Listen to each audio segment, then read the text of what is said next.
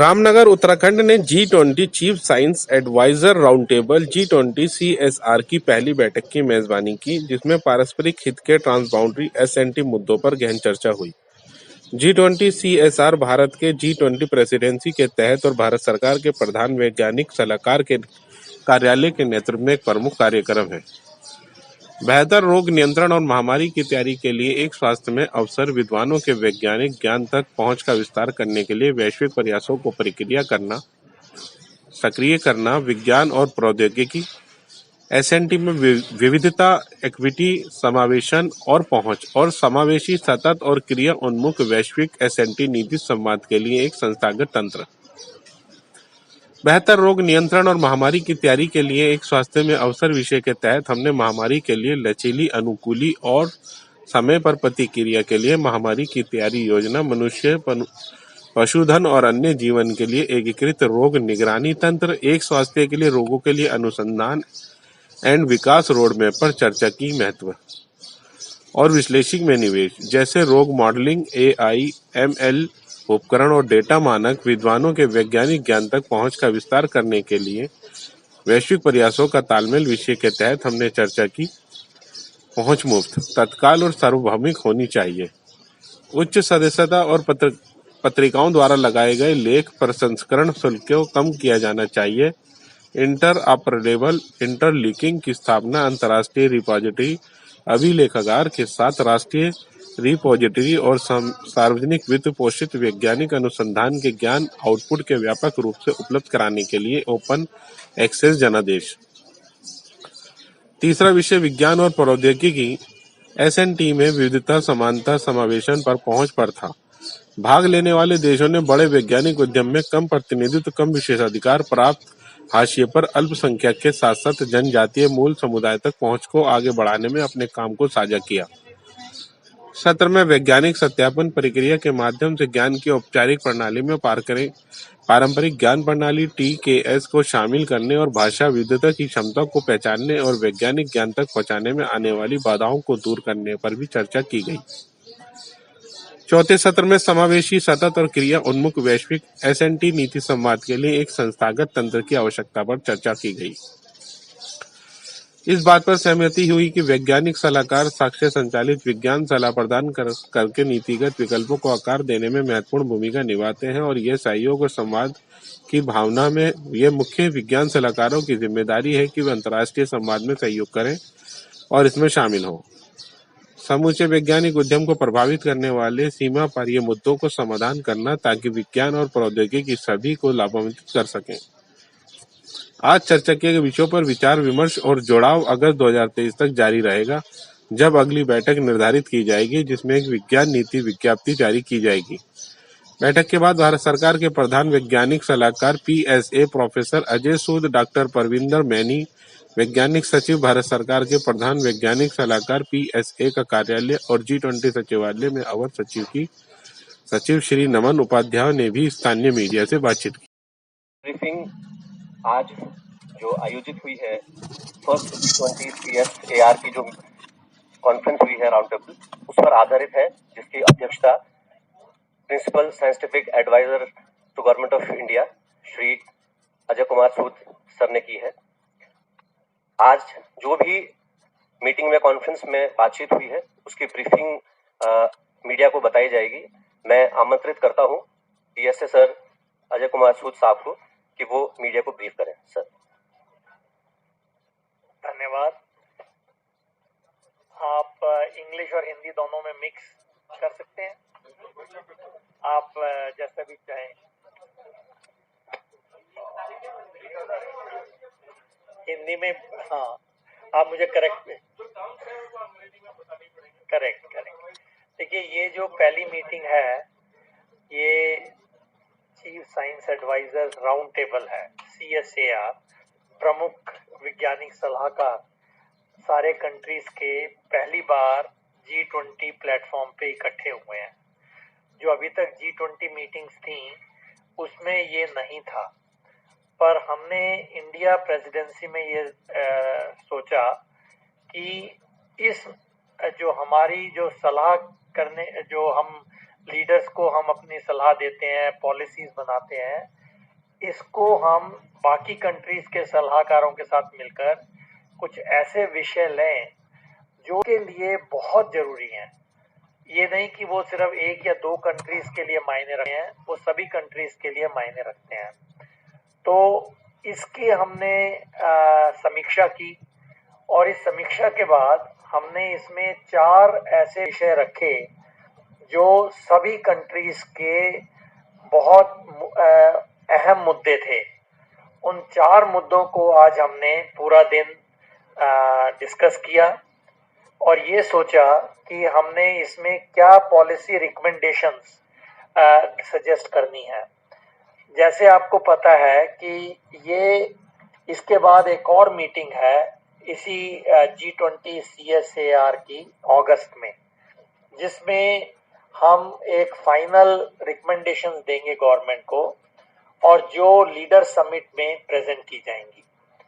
तो उससे पहले सबसे पहले इससे पहले कि मैं प्रश्नों में आपके उलझ जाऊं, मैं सबसे पहले ये अपनी तरफ से, हमारी सारी टीम की तरफ से आभार प्रकट करूंगा बहुत लोगों का जिन्होंने इस चीज को यहाँ संभव किया। रामनगर में उत्तराखंड गवर्नमेंट ने, उत्तराखंड चीफ मिनिस्टर, गवर्नर और जो हमारे चीफ सेक्रेटरी हैं डॉक्टर संधू जी, उन्होंने, उनकी सारी टीम ने और हर आदमी ने, लोकल एडमिनिस्ट्रेशन ने, SDMs ने, डिप्टी DMs ने इतना अच्छे तरीके से किया कि सभी डेलीगेट्स बहुत ही, अगर हिंदी में बोलें तो मंत्र मुग्ध हो गए, क्योंकि इतना अच्छा अरेंजमेंट किया है। उसके साथ साथ हमारी जो चर्चा हुई वो भी बहुत ही हाई लेवल की थी, बहुत ही गंभीर डिस्कशंस थी और उसके बाद हमें और भी आइडियाज आए हैं। मैं आपको पहले बता देता हूं कि टॉपिक्स क्या क्या हैं, ताकि आपको ये मिस्ट्री ना रहे कि 4 टॉपिक क्या हैं। सबसे पहला टॉपिक हमने ये देखा जो हमें कोविड-19 से शिक्षा मिली। कोविड-19 आपको पता है कितनी बड़ी महामारी थी और एकदम अचानक आई, जिसके लिए कोई भी तैयार नहीं था। तो इस पेंडेमिक को हम कैसे आगे हैंडल करेंगे, क्योंकि ये तो है नहीं कि इस पेंडेमिक के साथ सब कुछ खत्म हो गया, सब पेंडेमिक्स खत्म हो गए, ऐसा कभी नहीं होता।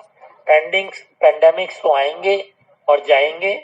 ये हमारी कोशिश रहेगी कि इसको हम कैसे मजबूत तरीके से हैंडल करें। तो इसको हमने वन हेल्थ का नाम दिया है। वन हेल्थ का मतलब है कि आप ह्यूमन हेल्थ, एनिमल हेल्थ, जो लाइफ स्टॉक है, जो हमारे घरों के पशु हैं, और वाइल्ड लाइफ, इन तीनों को मिलकर, एनवायरनमेंट, तीनों को मिलाकर आप एक ऐसा प्लान बनाइए हर कंट्री में, जो हमारी कंट्री में अभी बन रहा है, काफी काम हो चुका है, जिससे हमें पहले से ये मिल जाए कि ये पेंडेमिक आने वाला है। अब आप पूछेंगे कैसे? इसमें कई तरीके हैं, साइंटिफिक एडवांसमेंट बहुत हो चुकी हैं। तो इसमें सबसे जरूरी होता है कि सर्वेलेंस, कि कैसे हम मॉनिटर करें जो हमारी एनवायरनमेंट है, एनवायरनमेंट सर्वेलेंस। जैसे आप माने कि आप कोई अपनी ड्रेन्स को मॉनिटर कीजिए। अगर आपकी इन्फेक्शन अभी शुरू हुई है, पेंडेमिक शुरू हुआ है, और अगर आप जो पूरे सिटी की ड्रेन है उसको आप अगर एनालाइज करेंगे तो आपको एकदम पता चल जाएगा कि कुछ होने जा रहा है, क्योंकि इसमें वायरस और पैथोजन की मात्रा दिन पर दिन बढ़ेगी। तो आपको हर घर जाने की जरूरत नहीं है। ये एनवायरमेंटल सर्वेलेंस ये ह्यूमन हेल्थ के लिए बहुत जरूरी है, जो लाइफ स्टॉक को अफेक्ट करेगा, और वाइल्ड लाइफ के लिए तो ये बहुत ही ज्यादा अचूक वाण है, क्योंकि वाइल्ड लाइफ में अगर कोई डिजीज फैल रही है आप उसको जाके ये नहीं कह सकते भाई आप हमें सैंपल दे दीजिए टाइगर को सैंपल तो नहीं देगा पर आपको खा जरूर जाएगा। तो वो उसके लिए आप उन एनवायरमेंटल सर्वेलेंस से पता लगा सकते हैं कि वाइल्ड लाइफ में अगर कोई पेंडेमिक उपज कर रहा है तो आपको मिल जाएगा। अगर वो आपको पता चल जाता है तो आपको ये देखना पड़ेगा कि इन तीनों सेक्टर्स में आपने क्या क्या कदम उठाने हैं। अगर आप एक विलेज में कुछ हो रहा है, जैसे आपको कोई डिजीज है, KFD डिजीज, काइनोसोर फॉरेस्ट डिजीज अगर एक जगह हो रही है, आपको बहुत मैकेनिज्म रखना पड़ेगा कि जो दूर के विलेज हैं उनको भी पता चल जाए कि दिस इज ऑलरेडी हैपनिंग। अभी तक इस पे पूरा साइंटिफिक तरीके से प्रोग्राम नहीं थे, हर कंट्री बना रही है। इंडिया में बहुत जोरों शोरों से हम वन हेल्थ मिशन लॉन्च करने वाले हैं, जिसमें 11 साइंटिफिक डिपार्टमेंट्स भाग लेंगे गवर्नमेंट के, और उस सारे डिपार्टमेंट्स मिलके काम करेंगे कि वन हेल्थ में हमें क्या क्या करना है। सो सर्वेलेंस से लेकर इसके लिए हमें क्या तैयारी करनी है, क्या वैक्सीन्स हमें चाहिए, वैक्सीन प्लेटफॉर्म नए बनाने हैं, mRNA vaccine, DNA vaccine, virus vector vaccine जो आपने लगवाई, इन सब को लेकर S&T का, साइंस एंड टेक्नोलॉजी का बहुत बहुत बड़ा योगदान है। और तभी आपको लग रहा है कि 1-1.5 साल में भारत ने इस पे विजय पा ली और बाकी देशों की भी सहायता की कि वो इस महामारी से उभर आए। देखिए, आपने 2019 में ये शुरू हुआ था, 2020 में आपको पता है कि कितना बुरा हाल था, और 2 साल में, अभी पिछले 1 साल से तो ऑलमोस्ट नॉर्मल लाइफ है, यहाँ कोई भी अभी तो मास्क भी नहीं पहना हुआ। तो पिछले सिर्फ 2 साल में, 1.5 साल में ये जो हमने इसको कंट्रोल किया, ये हमारी साइंटिफिक की महानता है कि उन्होंने इसको बढ़ के इस पे प्रोत्साहन किया, फ्रंट से मूव किया हमारे प्रधानमंत्री जी ने। हमारी Indian vaccine I before anyone, और इतने ज्यादा 220 करोड़ वैक्सीन आपने दी इस पूरी कंट्री में, जो दूर दराज इलाके तक भी पहुंची। ये कोई छोटा काम नहीं है। तो इसमें भारत ने अपनी जो S&T पावर है उसको भी आपको देखने का मौका मिला। जैसे आपने कोविन देखी, कोविन प्लेटफॉर्म एक ऐसा प्लेटफॉर्म है जो सारे दुनिया में आचूक है। ऐसा कहीं भी नहीं था कि इतने बड़े लार्ज नंबर का आप वैक्सीनेशन प्लान कर रहे हैं और आपको पूरा डिफेक्ट फ्री ये सब चला है और अभी भी चल रहा है। हम इसी की तरह चाहते हैं कि एनिमल सेक्टर में भी ऐसा हो। एनिमल सेक्टर में जब ही होगा जब हमारे पास national digital life stock mission होगा। तो ये भी हमारा चल रहा है। हमने इन सब बातों को इन 19 देशों में रखा, और 3 कंट्रीज और थी जो हमारे इनविटेशन आई थी। इतनी ज्यादा पार्टिसिपेशन बहुत ही अच्छी है। इससे ये भी पता चलता है कि जो इंडिया ने ये जो इंडियन प्रेसिडेंसी में लीडरशिप लिया है, it is well accepted, and we made a very important discussion on One Health. दूसरा जो हमने वो था आइटम, वो है ओपन एक्सेस का।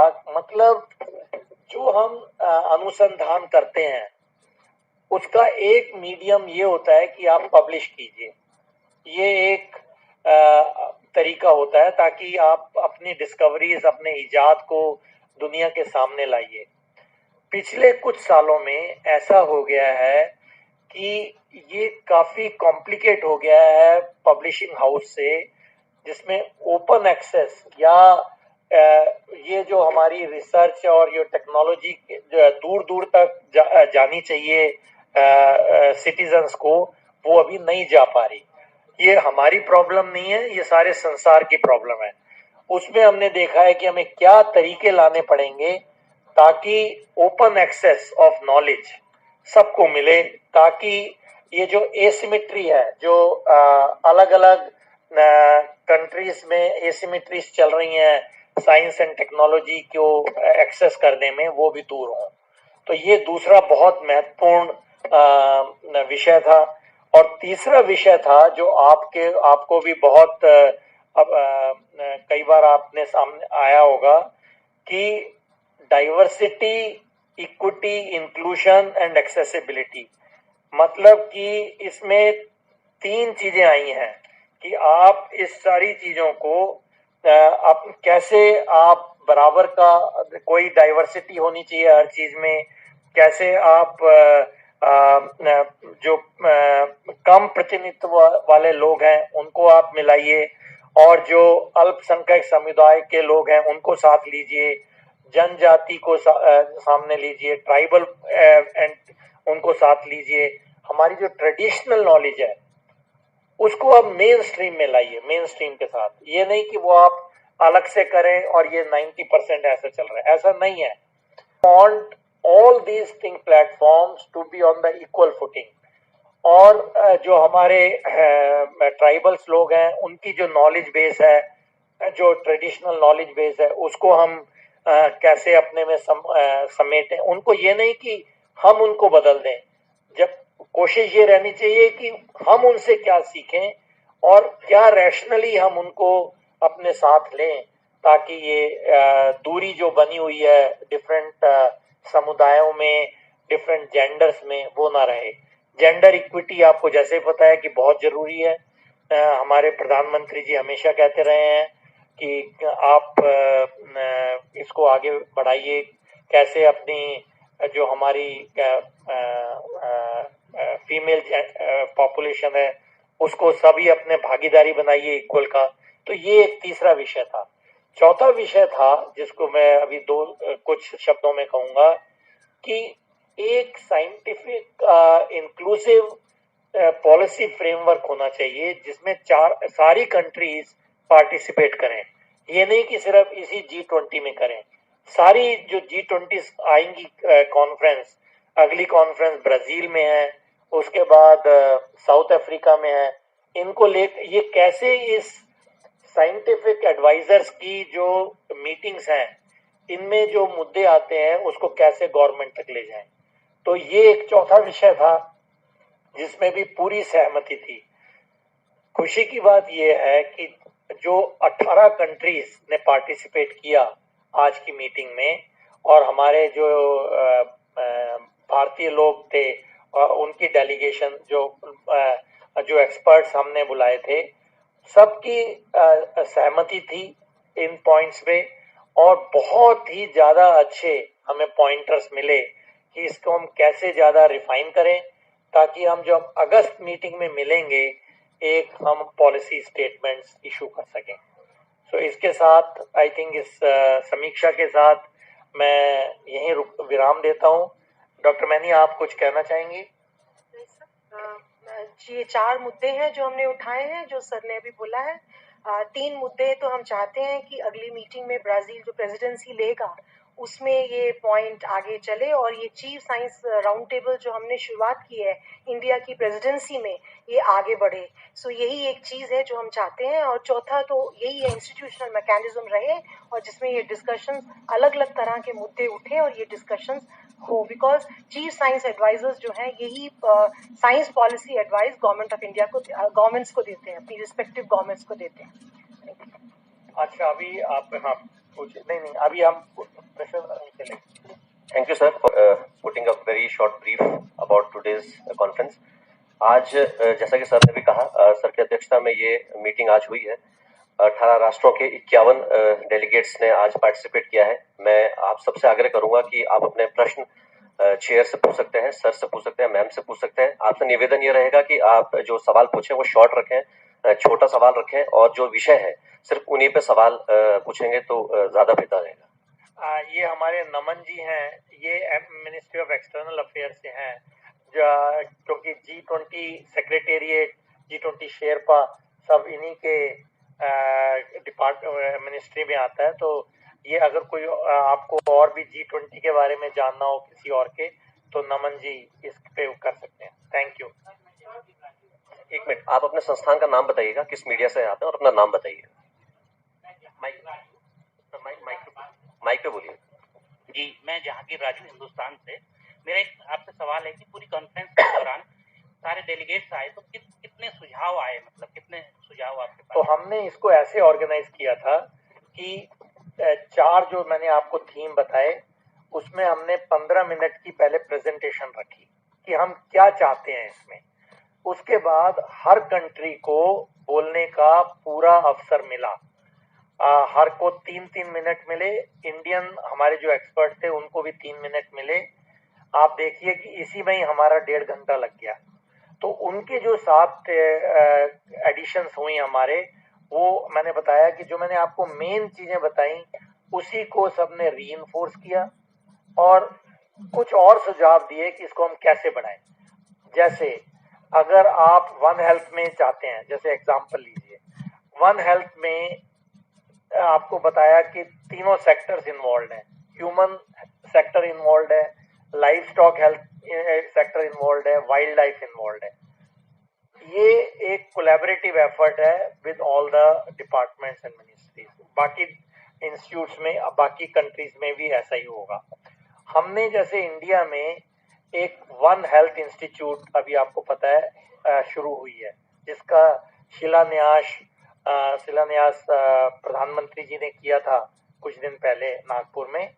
वो भी बन रही है। तो उसको हम अपना वो बनाएंगे सेंटर पॉइंट, जिसमें 11 डिपार्टमेंट्स मिलके काम करेंगे। उस ICMR की जो इंस्टीट्यूट है, हमने ये प्रपोज किया है कि ये इंस्टीट्यूट बाकी कंट्रीज के कॉरस्पॉन्डिंग इंस्टीट्यूट से इंटरेक्ट कर सकता है। और इसमें बहुत चीजें हैं जो एक दूसरे को जाननी है। डेटा एनालिटिक्स है, मॉडलिंग है, डिजीज मॉडलिंग है, सर्विलेंस SNT मैकेनिज्म्स हैं, इन सबको स्टैंडर्ड्स हैं, क्या स्टैंडर्ड्स रहेंगे, वो सब मिलके ऐसे काम करेंगे। तो ये आज उभर के आया। सर एक कंफ्यूज, मैं दिनेश मान से रहा हूँ 5 एजेंट से। एक थोड़ा सा कंफ्यूजन है, वो दूर कर दीजिए कि 18 देश के प्रतिनिधि हैं, वो 2 देश कौन से हैं जो नहीं हैं? नहीं, वो एक्चुअली क्योंकि समय का अभाव, समझ लीजिए कि वो इंडोनेशिया नहीं आ पाए, अर्जेंटीना नहीं आए, बस बाकी सब आए। हाँ sir, this is Arun Pratap Singh from Garhwal post, Dehradun. मैं ये जानना चाह रहा था कि आपने ओपन एक्सेस की बात की है, हाँ टू नॉलेज। हाँ, तो लेकिन बहुत सारी जो रिसर्च होती है वो कॉर्पोरेट स्पॉन्सर्ड होती है। भले ही वो रिसर्च जो है that may prove to be very very beneficial for humankind, but because it is corporate sponsored उसकी एक्सेस लिमिटेड कर दी जाती है बिकॉज ऑफ द पेटेंट्स, और humankind suffers as a result. इसके बारे में भी कोई डिस्कशन हुआ क्या? नहीं, इसके बारे में देखिए, कॉर्पोरेट रिसर्च इतनी ज्यादा है नहीं जितना आप समझ रहे हैं। Actually most of the research is in the government sector. हम प्री कॉम्पिटिटिव रिसर्च की बात करते हैं, जिसमें collaboration will take care of 90% of the problems. जो कॉम्पिटिटिव है, that aspect we are not talking, so that's the difference.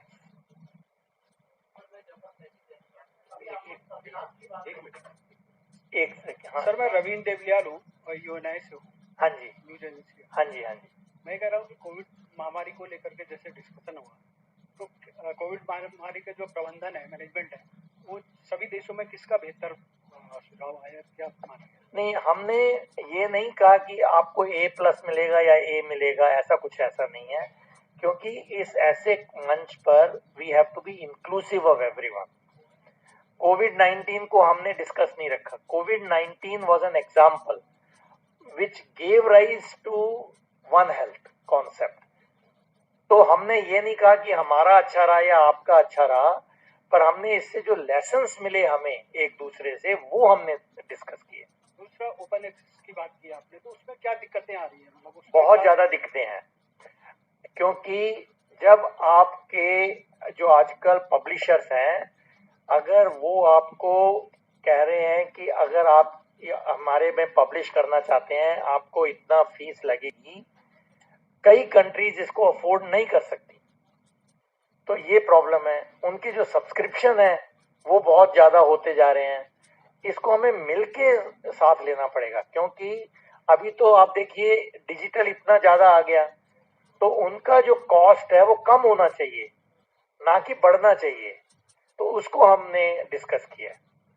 या हम नहीं, मैं आपके पास दोबारा। सर, मैं जफर सैफी दैनिक आज से। हाँ जी। आपने जो अभी बात कही उसमें एक सारांश निकला सर्विलांस, ये किस तरह से सर आप सर्च करें सर्विलांस की मदद, वो सर्विलांस किस तरह से होगा? देखिए, सबसे बहुत ही सिंपल सी बात मैं आपको बताता हूँ, जो बाय द वे ऑलरेडी हो रहा है, ये नई चीज नहीं है। हमारी कंट्री ने ऑलरेडी इसमें शुरू किया हुआ है कई महीनों से, एक्चुअली ज्यादा बहुत महीने हो गए। हम क्या करते हैं कि जो सिटीज का वेस्ट है उसका सैंपल ले लेते हैं हर दिन। अगर ज्यादा महामारी फैल रही है तो दिन में 3 बार भी ले सकते हैं, 2 बार भी ले सकते हैं, और आप उसको आइसोलेट कीजिए कि क्या इसमें वायरसेस हैं, क्या बैक्टीरिया हैं। जैसे आप देखिए कोई जो ह्यूमन वेस्ट होता है उसमें सब कुछ आ जाता है, तो उसको एनालाइज करते हैं। लाइव स्टॉक में भी यही इशू है। जब लाइव स्टॉक का जो उनका एक्सक्रीटा होगा उसको आप एनालाइज करते हैं, तो पता चल जाता है कि कौन सी डिजीज शुरू हो रही है, वो हो जाता है। वाइल्ड लाइफ में तो और भी मुश्किल है सर्वेलेंस करना, तो वहां जैसे आपकी कुछ उनकी भी एक्सक्रीशंस होती हैं, आप उसको सैंपल करते हैं तो पता चल जाता है कि उनमें क्या डिजीज है। जैसे अगर आपके कोई चमगादड़ में डिजीज है और आप चमगादड़ की जो वो है एक्सक्रीशन है, एक्सक्रीटा है, उसको आप एनालाइज करेंगे, आपको आइडिया हो जाएगा कि क्या हो रहा है। तो ये जो सर्वेलेंस है, पानी की सर्वेलेंस, सिटी वाटर की सर्वेलेंस में क्या प्रॉब्लम आ सकती है, तो ये ऐसी चीज है कि जो बहुत जरूरी है, जैसे पहले बताया, और कॉस्ट इफेक्टिव है। आपको हर घर जाके हर विलेज से सैंपल लेने की जरूरत नहीं है। तो इसमें नई टेक्निक्स क्या होंगी उस पर भी बात कर रहे हैं। Thank you. अजय सर, नमस्कार, मेरा नाम विक्रम श्रीवास्तव है। पहले आप उत्तराखंड आए, आपको और आपकी सभी टीम को बधाई दे रहा हूँ। जैसा आपने, किस संस्थान से? मैं विक्रम श्रीवास्तव हूँ, वीआईपी न्यूज से हूँ, ब्यूरो चीफ। पहले तो बधाई है आपको कि आप लोग उत्तराखंड में आए हैं, और हम लोग आपका स्वागत करना चाहते हैं, दोबारा चाहते हैं कि आप लोग यहाँ पर आए। G20 नहीं, अन्य उसमें आप लोग यहाँ पर आए। सर, मेरा, क्योंकि कोविड को लेकर के आपने एक एग्जांपल दिया है, अभी भी कोविड के कुछ केसेस आ रहे हैं, मेरा एक बहुत छोटा सा सवाल है जिसका जवाब मुझे अभी तक मिला नहीं है। उसका कारण यही, मैं ये जानना चाहता हूँ कि जिन लोगों को कोविड होता है, बहुत सारे केसेस में ऐसा मैंने देखा कि लोगों ने डबल मास्क लगाया, उसके बाद जो उनकी हालत थी वो बहुत खराब हुई। तो क्या ये जो डबल मास्क लगाने का जो एक फार्मूला डॉक्टर देते हैं, क्या ये फार्मूला सही है? क्योंकि इसकी वजह से मैंने बहुत सारे लोगों का स्वास्थ्य देखा, वो खराब हो गया। तो इस पर लोगों को क्या आप सुझाव देंगे? मैं आपको बताता हूँ। एक्चुअली देखिए, जब बहुत महामारी फैली हुई हो तो अगर आपकी थोड़ी भी चूक हो गई, कुछ सेकंड्स के लिए आपका कुछ मास्क ठीक नहीं पहना हुआ, तब भी हो सकता है। क्योंकि मास्क आपको, अगर आपका N95 मास्क है और सब मास्क ठीक से पहना है, 24 घंटे ठीक पहना है, तो आप बचेंगे। अगर आपने थोड़ा भी इसमें ढिलाई दी तो वो आप पकड़ लिए जाएंगे। तो ये चीजें पूरी साइंटिफिक है, ऐसा नहीं है कि ये कोई मैजिक है कि भाई आपने मास्क पहन लिया कुछ नहीं होगा। ये तो सिंपल प्रोसेस है कि आप वायरस को अंदर नहीं जाने दे रहे। तो अगर आपका उनकी जो एफिकेसी है वो लेट्स से 95% है, 100% कभी नहीं होती मास्क की। 5% हो सकता है कि कुछ वायरस चले जाए, और अगर चले भी जाए तो उनका वायरल लोड कम हो जाता है। बिना मास्क के वायरल लोड ज्यादा होगा, तो ये तो पूरी तरह से प्रूव हो गया था पिछले 2 सालों में कि मास्क ने बहुत अहम भूमिका निभाई इसको कंट्रोल करने में। और अभी भी जब H3N2 की केसेस आ रहे हैं, डॉक्टर्स फिर कह रहे हैं कि आप मास्क पहन के चलिए। तो ये तो एक अपने लाइफस्टाइल बनाना पड़ेगा कि ये तो है नहीं कि आपका जो एपिडेमिक सारे खत्म हो गए, एपिडेमिक्स आते रहेंगे, हमें प्रिपेयर्ड रहना है। आप इन्हें पूछ लेने दीजिए, ये काफी 2 बार बोल चुके हैं। आप जल्दी से बोलिए। 2 छोटे सवाल हैं। सर नाम बताइएगा अपना। अरुण प्रताप सिंह, गढ़वाल पोस्ट देहरादून। हाँ, एक तो आपने सर्विलांस की बात की कि India has taken a lead in this, तो क्या म्युनिसिपल कॉर्पोरेशंस के साथ मिलकर कितने शहरों में ये काफी हो रहा है? मेरे पास एग्जैक्ट डेटा नहीं है, but health ministry is completely seized with the issue. अच्छा। तो जो हम मीटिंग्स लेते हैं ऑनरेबल मिनिस्टर्स के साथ, हेल्थ मिनिस्टर्स के साथ, ये डेटा मिलता है। जी। और सेकंड मेरा ये क्वेश्चन था, क्योंकि सब्सक्रिप्शन की आपने बात की, क्योंकि लिमिटेड हो गया है, तो जर्नल्स में, साइंटिफिक जर्नल्स में कुछ पब्लिश हो जाए तो वो ओपन एक्सेस होती नहीं है, उसकी लॉगिन करना पड़ता है सब्सक्राइब करके, तो दैट हैज नेगेटिव इम्पैक्ट। इसी को हमने कोशिश की है कि कैसे इसको ओपन एक्सेस करें। बिल्कुल। सर इसी से एक ऑनलाइन सवाल आया, with your due permission. Pallav Bagla है, उनका सवाल यह है कि what was the consensus on giving full open access to journals and papers where R&D is supported by government. हाँ, तो ये हमारी रिकमेंडेशन रहेगी कि we have to take publishers along. तो हमने ये कहा है कि अगर आप जो आपका पब्लिकेशन है वो फुल्ली ओपन एक्सेस होना चाहिए, और ओपन एक्सेस में कुछ पेज चार्जेस भी होते हैं, उसको भी हमें डील करना पड़ेगा, कैसे गवर्नमेंट डील करेगी।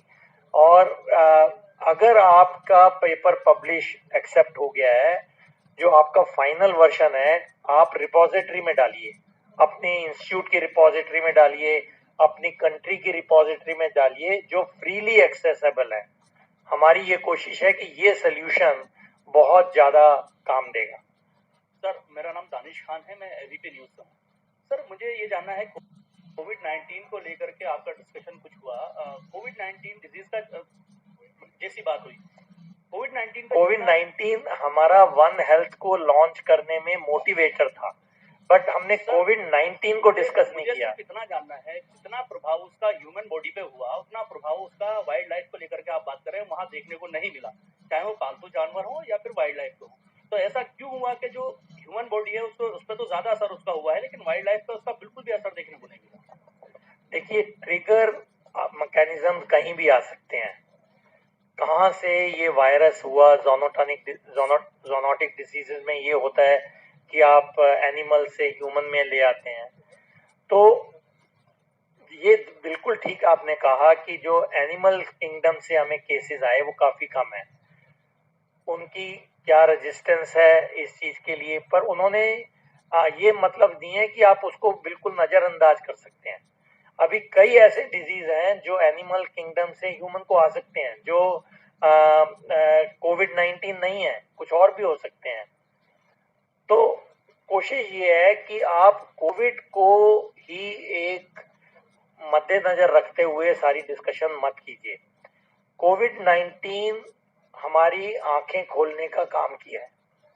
We have now become aware that life is fragile, बहुत नाजुक लाइफ है। उसके लिए जो भी करना पड़ेगा आप कीजिए। ये नहीं कि आपको बस एक बार पेंडेमिक खत्म हो गया तो होगा नहीं। तो ये हमारी लेसन है। सर मैं योगेश शर्मा हूँ, जनता टीवी न्यूज चैनल से। बदलता मौसम हमारे सामने एक बड़ी समस्या बन रहा है, चाहे वो फसलों में हो या बीमारियां भी कुछ नहीं पैदा कर रहा है। बिल्कुल, तो आपने बहुत ही अच्छा सवाल पूछा है। ये भी पॉइंट हमारे डिस्कशन में आया, और ये पॉइंट है जो बहुत जनरल पॉइंट में तौर पे बोलूंगा, और जो आपने बिल्कुल ठीक बोला, जो क्लाइमेट चेंज हो रहा है इस समय, वो नई बीमारियों को सामने लाएगा। बहुत एक्सेस रेन है, एक्सेस ड्रॉट। अभी तो देखिए, अब हीट वेव चलने की संभावना कई लोग डिस्कस कर रहे हैं। तो उसको लेके क्या करना है, ये भी आपको मानना पड़ेगा। तो आपकी बात बिल्कुल 16 आने सच है कि जो क्लाइमेट चेंज से रिलेटेड डिजीजेज हैं के कारण डिजीज हैं, बहुत ही इंपॉर्टेंट होने वाली हैं और उसको डील करना पड़ेगा। हाँ बोलिए sir. myself Kailash Vyal from Press Trust of India. Sir, one question that sir you are saying that about sir wildlife that we sir कि हम जो हमारे जानवर हैं हम उनको बचाएंगे सर डिजीज से, how it is possible sir? ओ बिल्कुल, अब जब ह्यूमंस को वैक्सीन लग सकती हैं, जानवरों को वैक्सीन क्यों नहीं लग सकती?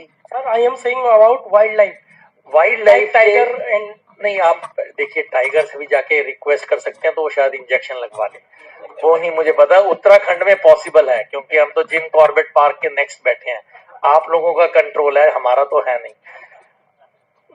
Jokes aside, what you are saying is right, we have to see कि ये डिजीज स्प्रेड ना हो वाइल्ड लाइफ से। हर चीज के अपने अपने पहलू हैं। हम वाइल्ड लाइफ को सिर्फ कंजर्वेशन एस्पेक्ट से देखते हैं, नहीं, वो इसको नर्चर भी कर सकते हैं पेंडेमिक को। तो हम ये कोशिश करेंगे कि अगर हमें वो पता चल जाए, उनको भी डैमेज ना हो वाइल्ड लाइफ को और हमें भी डैमेज ना हो, उनको हम कैसे डील करेंगे, it's a separate SNT problem कि हम उनको कैसे डील करेंगे, उनको आइसोलेशन में रखेंगे, कैसे रखेंगे, वो डिफरेंट प्रॉब्लम है। हेलो हेलो हाँ बोलिए। Hello sir, my self Asif Iqbal, मैं इंडिया न्यूज से हूँ। हाँ जी सर, मुझे ये जानकारी चाहिए कि जो आपका अहम मुद्दा था कि वैश्विक विज्ञान सलाह तंत्र को मजबूत करने पर चर्चा होनी थी, तो क्या चर्चा इसमें? देखिए, इसमें हमने 4 वर्टिकल्स आपको बताए, 4 विभाग, हर 4 पे अलग अलग पॉइंट्स हैं। ये नहीं कि चारों के एक ही पॉइंट्स हैं, ऐसा नहीं है। जो वन हेल्थ में हम कैसे इसको डेटा मॉडलिंग करेंगे, कैसे डिजीज मॉडलिंग करेंगे, ये पॉइंट जो है ये अपने आप में बहुत अहम है। तो इसके लिए हमें क्रॉस कंट्री कोलैबोरेशन क्या चाहिए, इंटर ऑपरेबिलिटी ऑफ डेटा होना चाहिए। अगर आपका डेटा मैं ना समझ पाऊं, उस डेटा का क्या फायदा? तो इसके लिए हमें कॉमन प्लेटफॉर्म बनाने पड़ेंगे, कॉमन टेस्ट बेड्स बनाने पड़ेंगे, कॉमन रेगुलेशंस बनाने पड़ेंगे, कॉमन स्ट्रेटजीज देखनी पड़ेंगी वगैरह वगैरह। इसी तरह अगर आप पब्लिशिंग में आ जाते हैं, उसके अपने इश्यूज हैं कि हम कैसे पब्लिशर्स को कन्विंस करें, कैसे उनको करें, वो अलग है। डाइवर्सिटी इक्विटी के अपने मुद्दे हैं। तो हर में हमने अभी हम जो कॉन्सेप्ट पेपर बनाया है उसको हम रिफाइन करेंगे अगले 2-3 महीने में, और अगस्त तक आते आते हमारी उम्मीद है कि सारी की सारी 19 G19 कंट्रीज, 20 तो हम ही हैं जो 20 में, और हमारे 3 इनवाइटेड कंट्रीज थे, मैं जो बताना भूल गया, उसमें थे नेदरलैंड, स्पेन और नाइजीरिया। ये 3 कंट्रीज उत्सुक थे हमारे पार्टिसिपेट करने में। तो 3 वो और 15 G20 कंट्रीज ने पार्टिसिपेट किया, तो इस तरह 18 बने। Since we are running short of time, एक हम खत्म करेंगे इस पीसी को। सर, एक सिर्फ लास्ट सवाल पीटीआई से आया है, दिल्ली से, ये ऑनलाइन आया है। सवाल ये है कि was there any agreement on a draft document that could be circulated for the next meeting in August? ये हमारा अंतिम सवाल है क्योंकि अभी और भी एंगेजमेंट्स हैं डेलीगेट्स के, सर के, तो ये हमारा अंतिम सवाल रहेगा पीसी में। हाँ बिल्कुल, आपने बहुत अच्छा सवाल पूछा है। एक्चुअली ये लास्ट हमने डिस्कस किया toward the end of the meeting. हमारी कोशिश ये रहेगी कि हमने जो इस कॉन्सेप्ट नोट बनाया था ऑलरेडी, उसको हम अभी रिफाइन करेंगे। क्यों रिफाइन करेंगे? क्योंकि बाकी कंट्री से हमें इनपुट्स आए हैं, उनको साथ में लाएंगे और फिर हम इसको सर्कुलेट करेंगे, और अगस्त तक आते आते हम इस पे कन्वर्ज करेंगे। ये मतलब नहीं है कि और अगस्त के बीच में हमारी कोई वार्तालाप नहीं होगी। हम कंटिन्यूअस एंगेजमेंट में रहेंगे, क्योंकि वर्चुअल कॉन्टेक्स्ट तो अभी आजकल बहुत ही अच्छा हो गया है। तो हम महीन से महीन पॉइंट को लेकर देखेंगे कि क्या कन्वर्जेंस है। तो answer is yes, it is being done. हुआ है, क्या पॉइंट टू पॉइंट या मिनट्स के रूप में मिल सकता है? प्रेस ब्रीफ आपको हम नहीं, ये जो हमने आपको बताया ये पब्लिक एंगेजमेंट है। इसके बाद अभी जो मिनट्स हैं वो अभी पब्लिक डोमेन में नहीं है, क्योंकि अभी कन्वर्जेंस होगी। तो अगस्त में जो समिट में हम इशू करेंगे वो पब्लिक डॉक्यूमेंट होगा। एडल्ट्रेशन पे कोई बात हुई है? अभी फैसला होने वाला है। एडल्ट्रेशन पे कोई बात हुई है? किस पे? मिलावटी नहीं। बीमारियां पैदा हो गई। Thank you. नहीं, हाउस पे नहीं। हाँ, बिल्कुल बिल्कुल हुई है। नहीं, एक second, let me answer. 2 minute अभी है, 5 मिनट नहीं। I think it's a important question जो आपने पूछा। Public participation is a must, and in this One Health they are integral part of the whole point. So you cannot just make the rule in your room and hope कि everyone will be done. तो आपका बिल्कुल कहना ठीक है, public engagement is a must and it will be done. It is being done. तो इसके बहुत तरीके होते हैं, जैसे आपने वैक्सीन को लेके करना है पॉपुलर, आपके गलत फहमियां ना हो और आप सर्वेलेंस में भाग लीजिए, क्योंकि अगर आपको कुछ हो रहा है बताइए, जो हमारे सेल्स बनेंगे। तो पब्लिक एंगेजमेंट के बिना ये कुछ नहीं हो सकता। पब्लिक एंगेजमेंट इज की। हाँ, बताइए आप। 2 मिनट और, इसके बाद अगर हम रुके तो आपको भी मुश्किल हो जाएगी, मुझे भी ट्रैफिक जैम हो जाएगा। जी सर, मैं गणेश जोशी हूँ, दैनिक जागरण। मैं गणेश जोशी दैनिक जागरण से हूँ, यहाँ से सर। हाँ, बोलिए। जी सर, हम लोग ओवरऑल पर्सपेक्टिव में देखें तो जो हमारा रूरल सेक्टर है हेल्थ का, वो बहुत पुअर है या बहुत चीजें दिक्कत है इंडियन। अगर हम ओवरऑल देखें, इसको भी स्ट्रॉन्ग करने के लिए, हालांकि रिसर्च से थोड़ा पॉलिसी लेवल पर भी इस पर बात होती है, क्या इस पर भी थोड़ी चर्चा हुई है संक्षिप्त? नहीं, इस पे चर्चा नहीं हुई, पर ये इम्पोर्टेंट मुद्दा है जो हमारे दूसरे जगह में डिस्कशन होती है, उसमें they are integral part. Sir, मेरा नाम विजय श्रीवास्तव है, मैं अमर उजाला से हूँ। एक चीज जानना चाह रहा था, जो आप लोगों का डिस्कशन हुआ है उसमें मानव से मानव या पशुओं से मानव या कीटों से होने वाली बीमारी को लेकर तीनों। सर, इसमें चुनौती किसमें सबसे ज्यादा है? पशुओं से? इसमें आपने जो कहा तीनों है, एक्चुअली तीनों है। ह्यूमन टू एनिमल्स भी अभी हो रही है। हमने डिजीज भी लोगों को पता है क्या हो रही है, ये हमें करना पड़ेगा। पॉइंट ऑफ सोर्स क्या है? Is it in human beings? Is it in wildlife? Is it in animals? Sir, बस इसमें ये जानना था, इसमें सबसे ज्यादा चुनौती किस चीजों को लेकर आप देख रहे हैं? पशुओं से मानव में, या मानव से पशु, या कीटों से? नहीं, देखिए ऐसा है, हर अपने आप में इम्पोर्टेंट है। इसको मैरिज में लाना बिल्कुल गलत रहेगा। ये कोई वो नहीं हमने करना